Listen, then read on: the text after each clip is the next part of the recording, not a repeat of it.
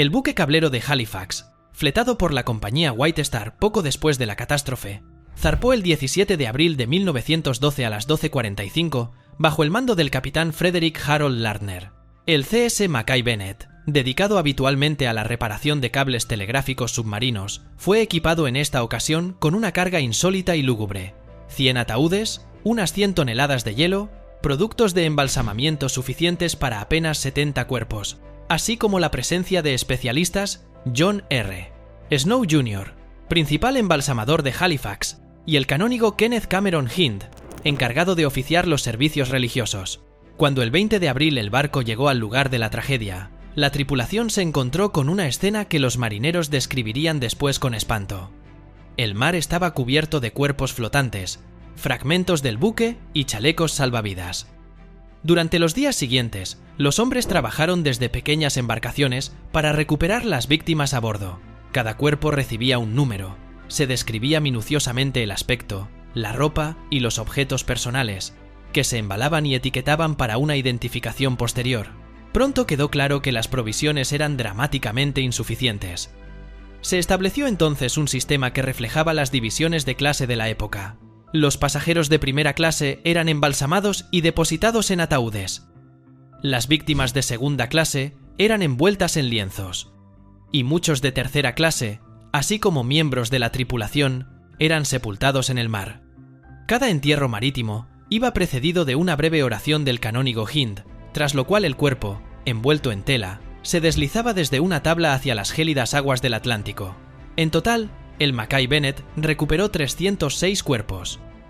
116 fueron enterrados en el mar y 190 trasladados a Halifax. El barco regresó al puerto el 30 de abril de 1912. La ciudad se transformó entonces en un gran centro de duelo. En la pista de hielo, Mayflower Curling Rink, se instaló una morgue provisional, con mesas para embalsamamiento y zonas para identificación. Al recinto acudían familiares, clérigos y vecinos, mientras las campanas de luto resonaban sobre la ciudad.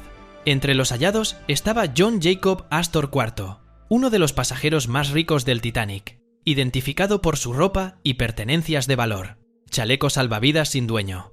Es uno de los artefactos más evocadores y a la vez inquietantes relacionados con el desastre del RMS Titanic en 1912. Este objeto, confeccionado con lona de lino y bloques de corcho, pertenecía a un pasajero del barco cuya identidad sigue siendo desconocida. Aunque el chaleco estaba destinado a proporcionar seguridad y mantener a la persona a flote, en este caso se convirtió sobre todo en una prueba de muerte, la señal de alguien cuyo cuerpo flotaba en el Atlántico tras el hundimiento del buque. Los chalecos salvavidas de este tipo eran parte del equipo obligatorio del Titanic. Había unos 3.500 a bordo. Hasta hoy solo se han conservado unos pocos ejemplares, se estima que como máximo 6. Algunos de ellos se exhiben actualmente en museos, entre ellos el Titanic Belfast, en Irlanda del Norte, donde se expone precisamente este chaleco sin propietario. Como otros artefactos de este tipo, el chaleco carece de marcas de identificación. No tiene número de cabina, ni nombre, ni iniciales que permitan determinar a quién pertenecía. Se desconoce si era de un pasajero de primera, segunda o tercera clase, o la edad de su usuario. El objeto permanece, por tanto, como símbolo del anonimato de los miles de víctimas de la catástrofe cuya identidad nunca pudo reconstruirse. Los chalecos preservados fueron fabricados por la empresa Fosbury, especializada en equipos de salvamento para los transatlánticos de la White Star Line. Hoy muestran claras huellas de la acción ambiental. Están descoloridos por la sal, rígidos, con grietas visibles y desgarrones en la tela. Su estado de conservación es en sí mismo un testimonio de los dramáticos acontecimientos de abril de 1912. La cabeza de muñeca es un fragmento de juguete de porcelana hallado durante las primeras investigaciones del pecio del RMS Titanic en 1986. El artefacto fue observado en el campo de restos que rodeaban el casco destruido durante una expedición dirigida por Robert Ballard. La cabeza estaba hecha de biscuit, un material muy popular en la fabricación de muñecas a finales del siglo XIX y principios del XX. El resto del juguete no se conservó. El cuerpo se destruyó por la presión, la corrosión y la acción del agua salada. El hallazgo fue documentado en fotografías y grabaciones de vehículos submarinos teledirigidos, pero nunca fue recuperado ni se señaló su ubicación exacta. La cabeza de muñeca, debido a su estado de conservación, es uno de los escasos objetos personales registrados durante las investigaciones del pecio que se relacionan directamente con la vida de los pasajeros, incluidos los niños que viajaban con sus familias. En la literatura y el cine, el motivo de la cabeza de muñeca se utilizó como símbolo de la tragedia. En la película Titanic de James Cameron, 1997, aparece una muñeca flotando en el agua, inspirada en este hallazgo. Las fotografías tomadas en 1986 sirvieron también como material de referencia en documentales sobre las exploraciones del pecio. Actualmente se desconoce si el artefacto sigue en la superficie del lecho marino o si ha quedado sepultado por sedimentos. Fragmentos del casco. Es el artefacto más grande jamás recuperado del pecio del RMS Titanic. El objeto, conocido como The Big Piece, fue localizado por primera vez en 1994 y finalmente extraído con éxito en agosto de 1998. El fragmento mide unos 8 metros de alto por 6 de ancho. Y tras su conservación pesa aproximadamente 15 toneladas. Al ser izado, con agua marina y sedimentos, pesaba cerca de 20 toneladas. Consta de 3 enormes planchas de acero de casi 8 centímetros de grosor, unidas a 8 fragmentos de cuadernas del casco, y 4 ojos de buey de bronce, 3 de ellos con cristal intacto. En la superficie del fragmento se aprecian también restos de pintura original. Las investigaciones determinaron que esta pieza pertenecía al costado de estribor. En la zona de los lujosos camarotes de primera clase, 79 y 81, situados en la cubierta C, entre la tercera y la cuarta chimenea. El primer intento de recuperación tuvo lugar en 1996, a cargo de la empresa RMS Titanic, Inc., utilizando el submarino francés Nautil. El fragmento fue sujeto a grandes bolsas de flotación llenas de gasóleo, que debían elevarlo a la superficie. La operación se realizó en condiciones meteorológicas adversas, en el límite del huracán Eduard. Tras muchas horas de ascenso, el fragmento se encontraba apenas a 70 metros de la superficie cuando los cables de sujeción se rompieron. La pieza volvió a hundirse hasta el fondo del Atlántico, a 3.800 metros de profundidad. El fracaso provocó controversias, especialmente por la presencia de cruceros con pasajeros que observaban la operación, interpretada por la opinión pública como un espectáculo indigno en un lugar de tragedia. El segundo intento, exitoso, tuvo lugar en agosto de 1998 desde el barco francés Abelle Supporter. Esta vez se emplearon técnicas y equipos más modernos que permitieron izar el fragmento con seguridad. Una vez en superficie, se comprobó que la pieza pesaba casi 20 toneladas, debido al agua absorbida y a los sedimentos acumulados. El fragmento fue trasladado a tierra, donde se separó una parte menor, conocida después como Little Big Piece. El proceso de conservación del Big Piece duró varios meses y fue llevado a cabo por especialistas de LP3 Conservation, Francia, y Evergreen Architectural Arts, Estados Unidos. En una primera fase, el objeto se sumergió en un gran tanque con solución de carbonato de sodio, donde durante 18 meses se eliminaron las sales marinas del metal. También se utilizaron ánodos de sacrificio para prevenir la corrosión. Tras la desalinización, los llamados rusticles, estructuras bacteriano-minerales, semejantes a estalactitas, se retiraron con hidrolimpiadoras de unos 200 bares de presión. Otras etapas incluyeron el secado con sopletes de propano. La limpieza manual de restos de corrosión con herramientas odontológicas y raspadores, así como la impregnación con una solución al 5% de ácido tánico. Finalmente, la superficie fue recubierta con cera protectora microcristalina. Gracias a estos procedimientos, se conservaron fragmentos de pintura original y las piezas de bronce recuperaron plena funcionalidad. Objetos personales. Es una categoría de artefactos recuperados del pecio del Titanic que documentan de forma especial la vida cotidiana de los pasajeros y la tripulación. Entre los hallazgos se cuentan relojes de bolsillo, joyas, medallones grabados, carteras, baúles, bolsos, peines y también prendas de vestir como zapatos, guantes o sombreros. Estos objetos aportan información sobre el estatus social de los pasajeros, sus costumbres y destinos individuales, y ayudan a identificar a algunas víctimas de la catástrofe. Entre los hallazgos más célebres figura el reloj de bolsillo de oro de Sinaí Cantor, un emigrante ruso que murió tras evacuar a su esposa en un bote salvavidas. También se halló el reloj de John Chapman, detenido a la 1:45, señalando la hora poco después de la colisión con el iceberg. Se encontró igualmente un medallón de 18 quilates con las iniciales BC, perteneciente a Virginia Estelle McDowell Clark, cuyo marido permaneció a bordo para asegurarle un lugar en el bote. Entre los objetos de la vida cotidiana destacan baúles y maletas con correspondencia, naipes, utensilios de aseo y prendas. Un ejemplo valioso es una pulsera con el nombre Amy, hallada en un bolso custodiado por el cajero del barco. Entre los juguetes infantiles, el más conocido es un cerdito de papel maché que tocaba una melodía y pertenecía a Edith Rosenbaum. Este artefacto se usó para calmar a los niños durante la evacuación y hoy es pieza de museo. Los objetos personales incluyen también accesorios de lujo de primera clase como gemelos de oro, anillos o relojes ornamentados que pertenecían a los pasajeros más acaudalados, entre ellos John Jacob Astor IV. Por otra parte, las prendas y pertenencias de las clases más bajas muestran el contraste entre los distintos grupos sociales a bordo. Estos hallazgos completan además las colecciones de porcelana y cubertería utilizadas en las diversas clases, documentando las divisiones sociales presentes en el barco. El niño desconocido.